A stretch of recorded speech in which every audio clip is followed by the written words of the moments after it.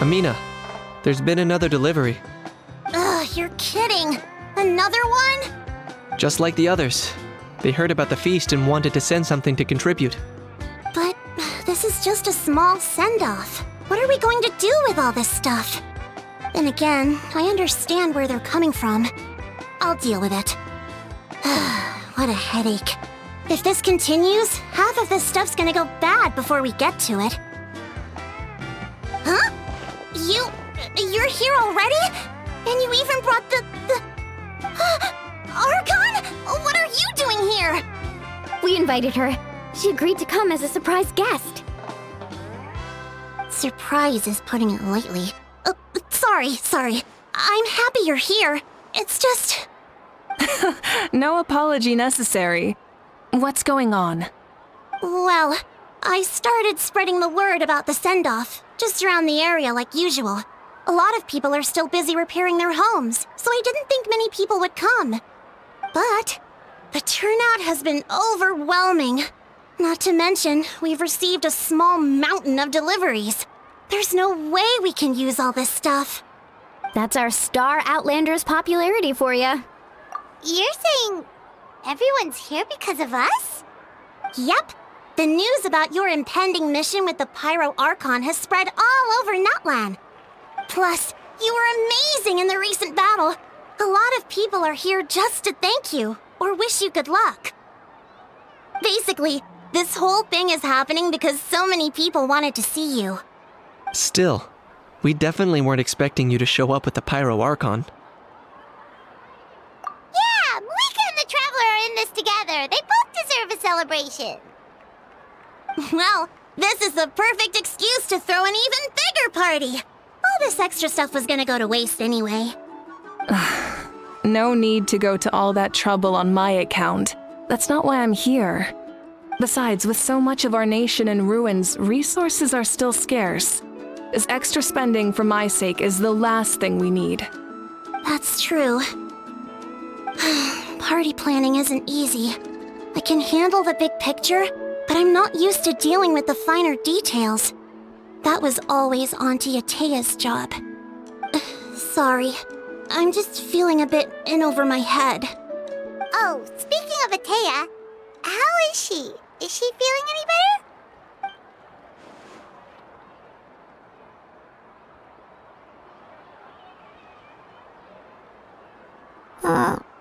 Oh.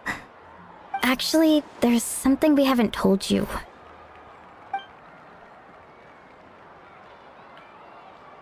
Auntie Atea passed away not long after the attack on our tribe. What? When you brought me her talisman, I knew her end was near. Luckily, I got the chance to see her one last time. She was a hero to the very end. Even though her body was at its breaking point, she showed no pain or sorrow. In her final moments, her thoughts were entirely with her tribe and her people. Gatherings like this remind me of her and the parties she loved to organize. So I decided to attend in her memory. We didn't mean to hide anything from you. It's just, there was never a good time to bring it up. Cheer up, everyone. Auntie Atea wouldn't want us to remember her with tears. Parties like this were her specialty. But now, it's up to us to carry on her legacy. So we can't let her down. Believe me, she has high standards. Yeah, that sounds about right. So, come on, let's get to work, everyone. Oh, Chief Amina and our guests of honor excluded. Kachina can each time to go. Wait, you don't have to drag me.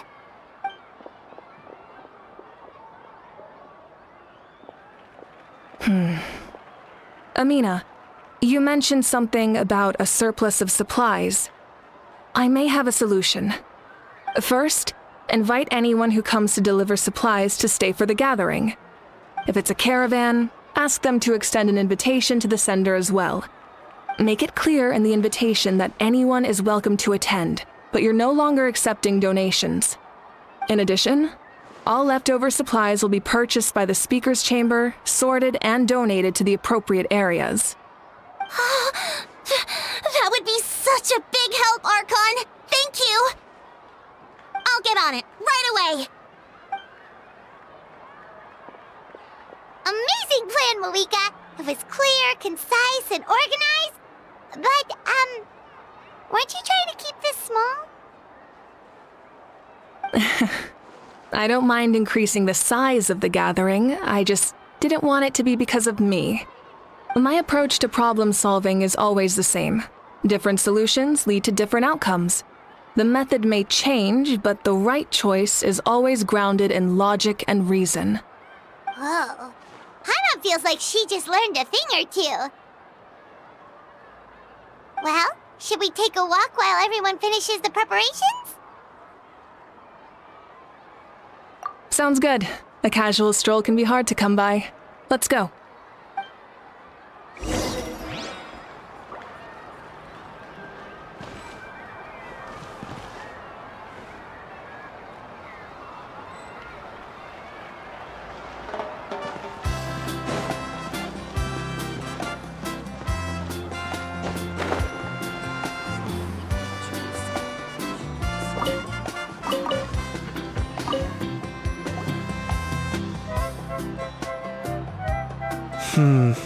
This box is missing a label. Oh, it's you. What's up?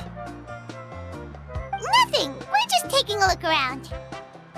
Well, everyone's busy rebuilding the tribes, so there's not a lot of Saurian hunting work out there. But the Pyro Archon assigned me a special mission. Oh, really? That's a bit of an exaggeration. I just asked Kenichi to help identify some of the unknown casualties from the battle. The fighting consumed all of Natlan. Countless humans and Saurians were dragged into the conflict. So a lot of investigative work is required to confirm their identities. Just like a detective, I only have tiny details to work with. The goal is to deduce their habits and find evidence to corroborate their identity. It's tricky work, but we have every reason to keep going. Because Natlan's heroes deserve to be remembered, right? Exactly. That is how we, as the living, respect our heroes and the values of their lives. So let me know if you need extra help, Kenichi. I'm doing fine for now. The teams searching for the fallen need the help more than me. The longer we take to find the dead, the harder it will be to piece things together. Understood. Thank you for your hard work. Just doing my part.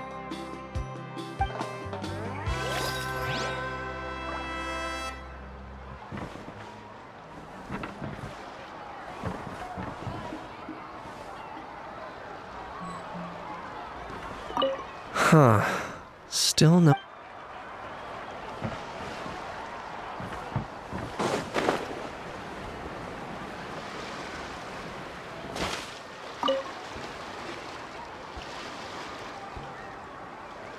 Chaska? Hello, Archon. I'm, fishing. Oh, doesn't look like the fish are biting today. Yeah.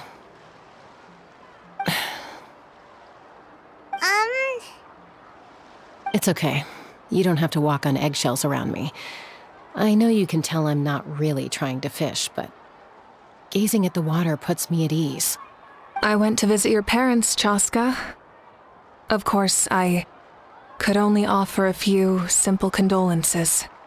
You helped a lot, actually. My mom has been doing better since your visit. I've always been grateful to my parents for taking me in, but now I have an even deeper sense of responsibility. I'll never be able to replace Koichi, but I will do everything in my power to pull them out of their loneliness and despair. That's exactly what your mother is worried about. She doesn't want you to push yourself to make up for their loss. After all, it's your loss too. Grief is not something that can be measured against others. You don't need to make amends, Chaska. Your loss is a tragedy, not a debt. In any case, they've always loved both of you. There's no need for you to become Koichi when they love you just for yourself. Yeah, don't put too much pressure on yourself. Thank you, everyone. Sounds like I owe my parents a conversation.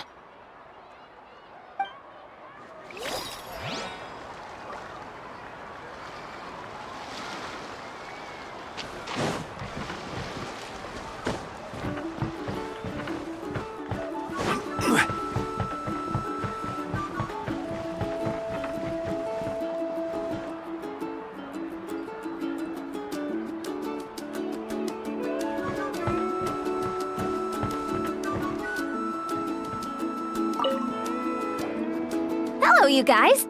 Sorry for the wait. We're still setting up the venue. Hey, did I say you could take a break? Keep pushing. This is the home stretch, and then we get to feast. Yes, Coach. Are you still helping rebuild the tribes?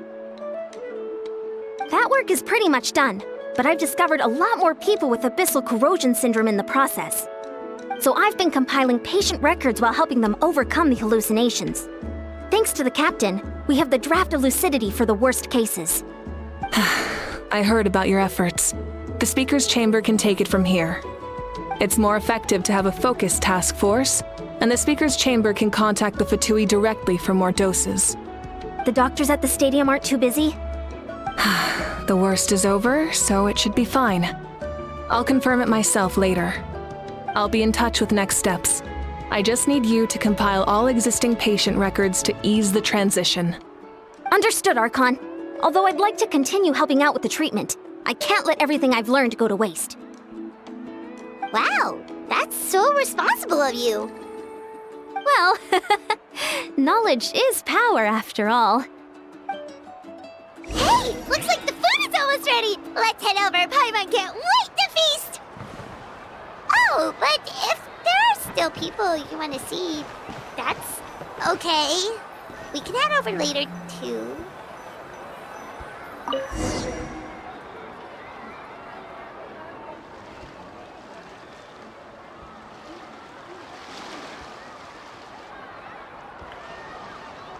So full.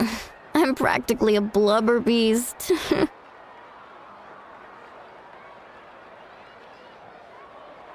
What's that? A creature from Fontaine with a super round belly. You've never seen a picture of one? Oh, it sounds so cute. Paimon can vouch for their cuteness. You can pat their belly and they'll even join in. That reminds me of my Saurian companion. Her name was Emila. She wasn't the sharpest Tatankasaur, but she was incredibly brave. When there was nothing to do, she would lounge around the tribe without making a sound, even if you bumped into her. Sometimes visitors would think she was all passed out. But she was completely different once we were on the move. When she was little, I took her on all sorts of adventures. But Saurians grow a lot faster than humans. Before long, she was the one dragging me all over the place. Wow, she must have been a great fighter. harder to keep up with you. Yeah, she was tough.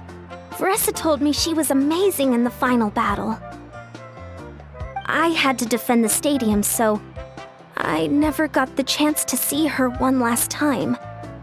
It was a choice I had to make, but it was hard to accept. Sorry, I didn't mean to bring down the mood. I'll just get to the important part. I actually saw her in my dreams the past few nights. It felt so real, like it was really her. She gave me a ride, and we traveled all around Natland together. We were both so happy. Wait, now that you mention it, I've had dreams of Auntie Atea. She was her typical self, brave and stern, always with that indescribable warmth.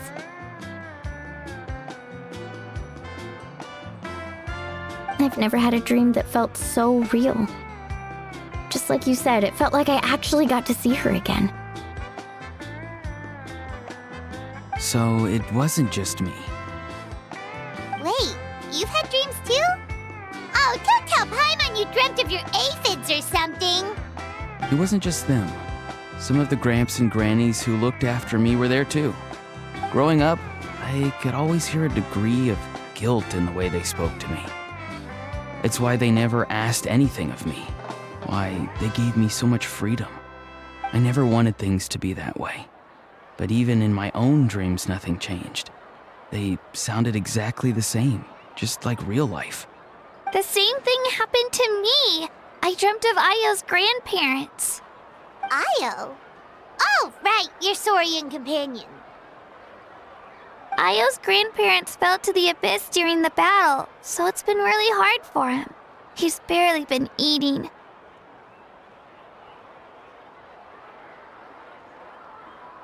I set up a tent near his home so I could be there for him. And I had a dream that his grandparents came back.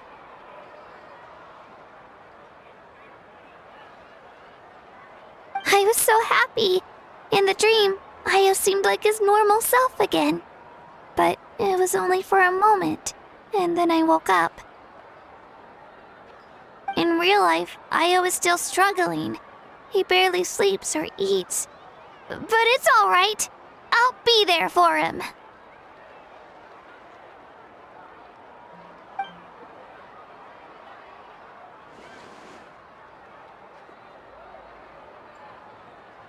Traveler? Chaska? Did you two... Oh, sorry, never mind. When did this become story hour? Still, I have nothing to hide. I dreamt about Koichi. She told me I felt like a completely different person. She said I'm going down the right path, so she doesn't need to pick fights with me anymore. Maybe your dreams felt real, but the Koichi I saw was nothing like her real self. She would never say anything like that to me. It was a dream. Nothing more. Sorry, I shouldn't have brought this up in the first place. It's fine. I'm the one being a buzzkill. Well, what about you, Traveler? Did you have a special dream?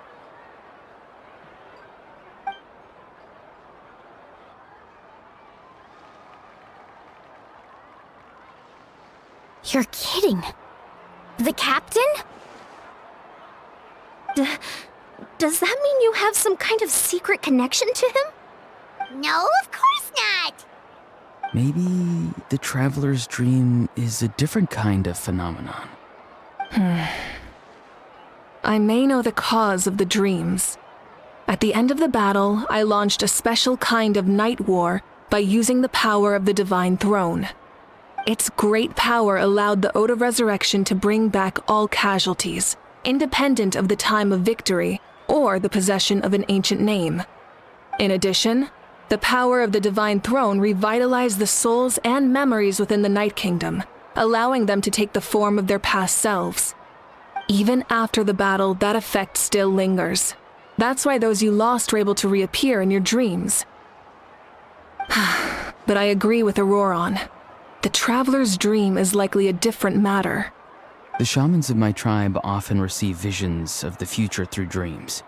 Is that what you're suggesting? Yes, exactly. So, the traveler saw the captain's future? It's still unclear, but Granny taught me how to interpret dreams. Would it be okay if I tried to take a look? If I can observe your soul, I can find out the key elements of the dream. You're thinking of the Dendro Archon, right? My tribe's power over dreams is nothing compared to that of an Archon. Observing the dreamscape requires a ritual and can only reveal static images. We also need the full cooperation of the dreamer. Otherwise, the process could be used to violate the privacy of others. I also have a fairly good understanding of the ritual. What do you say, Traveler? Should we start the preparations?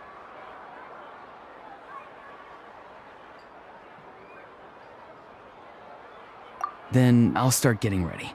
We'll carry out the ceremony somewhere else.